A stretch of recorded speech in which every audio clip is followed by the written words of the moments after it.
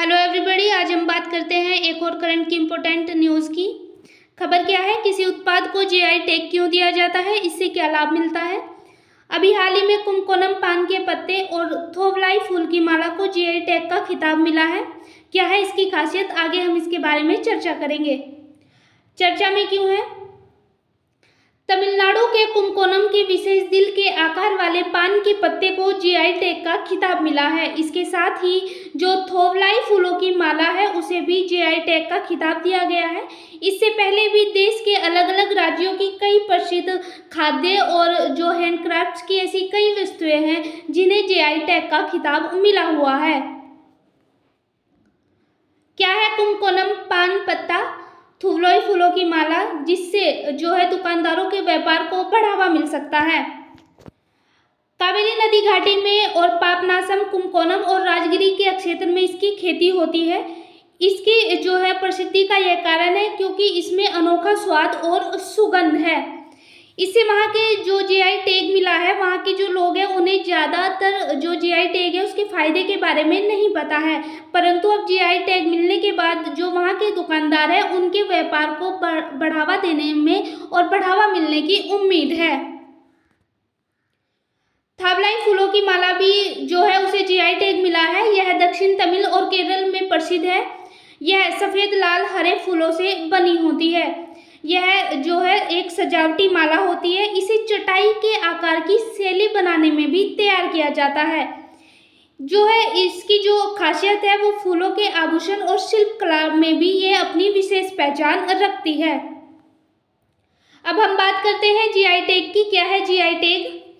Geographical indicator भी इसे कहते हैं। जब किसी राज्य क्षेत्र की कोई भी वस्तु जो है वो प्रसिद्ध होती है तो उसकी दुनिया भर में पहचान बनाने के लिए, उसे प्रमाणित करने के लिए उस वस्तु को जीआई टैग का खिताब दिया जाता है। उत्पादक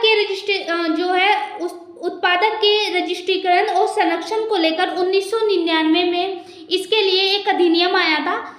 संसद ने किसी भी उत्पाद के संरक्षण को दिसंबर 1999 में एक अधिनियम पारित किया था जिसे जियोग्राफिकल इंडिकेशन ऑफ गुड्स कहा गया। बाद में इसे 2003 में लागू किया था और इसमें जो है इसलिए इसे लागू किया गया था क्योंकि जो भारत में अलग अलग क्षेत्रों के जो प्रोडक्ट है जो प्रसिद्ध है अपने खाने की वस्तुएं के लिए या फिर जो हैंडक्राफ्ट्स के लिए प्रसिद्ध है, उनको पूरी दुनिया में पहचान मिल सके, उनको प्रमाणित करने के लिए यह जो है जो 1999 का अधिनियम है ये लाया गया था। 10 साल के लिए मान्य होता है जीआई टैग, परंतु हम इसे रिन्यू भी करा सकते हैं। जो जीआई टैग का खिताब मिलता है, जो सर्टिफिकेट मिलता है वो 10 साल के लिए होता है, परंतु जो उस प्रोडक्ट की जो मूल्य है और जो उसमें प्रसिद्धि है अगर उसमें बढ़ोतरी होती है तो इसके लिए हम उसे रिन्यू भी करा सकते हैं। इस प्रोडक्ट के जो मूल्य है और उससे जुड़े लोग हैं जो ये जीआई टैग है इससे मिलने से उनकी प्रसिद्धि में बढ़ोतरी होती है। और जो इसके अन्य फायदे हैं वो ये है कि जो मार्केट में फेक प्रोडक्ट इन्हीं की तरह के आते हैं उन्हें रोकने में भी मदद मिलती है और इससे संबंधित लोगों को भी जो है वो बहुत ज़्यादा आर्थिक फायदा भी मिलता है। जीआई टैग कैसे मिलता है, इसके लिए हम कहाँ अप्लाई कर सकते हैं। जीआई टैग के लिए चेन्नई में एक ऑफिस है, इसका जो हेडक्वार्टर है वो चेन्नई में है।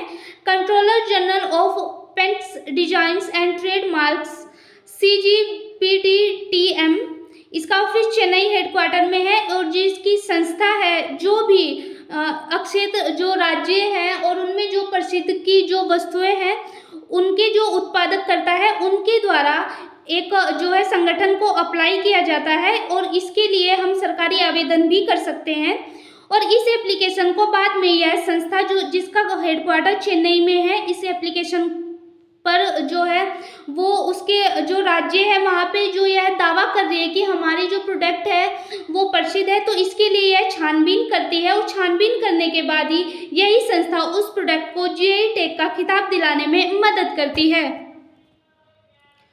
अलग अलग उद्योगों के प्रसिद्ध वस्तुओं को मिलती है जीआई टैग।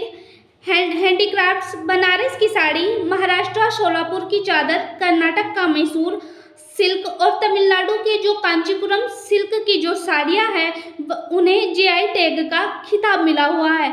अगर हम उत्पादक की बात करें तो जो तमिलनाडु का ईस्ट इंडिया का जो लेदर है, गोवा की फैनी, उत्तर प्रदेश के कन्नौज में जो है इत्र बहुत ज़्यादा प्रसिद्ध है, तो इन सबको भी जीआई टैग का खिताब मिला हुआ है। खाने की वस्तुओं को भी जीआई टैग का खिताब है। आंध्र प्रदेश के तिरुपति के लड्डू, राजस्थान की बीकानेरी भुजिया, तेलंगाना के हैदराबाद का हलीम, पश्चिम बंगाल का रसगुल्ला और मथुरा के पेड़े को भी जीआई टैग मिला हुआ है। अगर हम जो अन्य अलग अलग राज्य हैं उनमें जो प्रसिद्ध वस्तु है उनके जीआई जो टैग मिला हुआ है उसकी बात करें तो कश्मीर का जो केसर है उसे बहुत समय पहले जीआई टैग का खिताब मिला था और यह अब भी पूरी दुनिया में प्रसिद्ध है। मुजफ्फरपुर की लीची, कतरनी चावल, दार्जिलिंग की चाय भी जो है ये सब जो चीज़ें हैं इन्हें भी जीआई टैग का खिताब है। इसके अलावा जो बासमती चावल है उसे भी जीआई टैग का खिताब मिला हुआ है। तो अन्य देश की जो अलग अलग राज्यों की जो वस्तुएं हैं उन्हें जीआई टैग का खिताब मिला हुआ है ताकि जो दुनिया में उनकी प्रसिद्धि है उनको प्रमाणित किया जा सके और व्यापार को बढ़ोतरी मिले। तो ये आज की हमारी करंट की न्यूज़ थी। Thank you so much.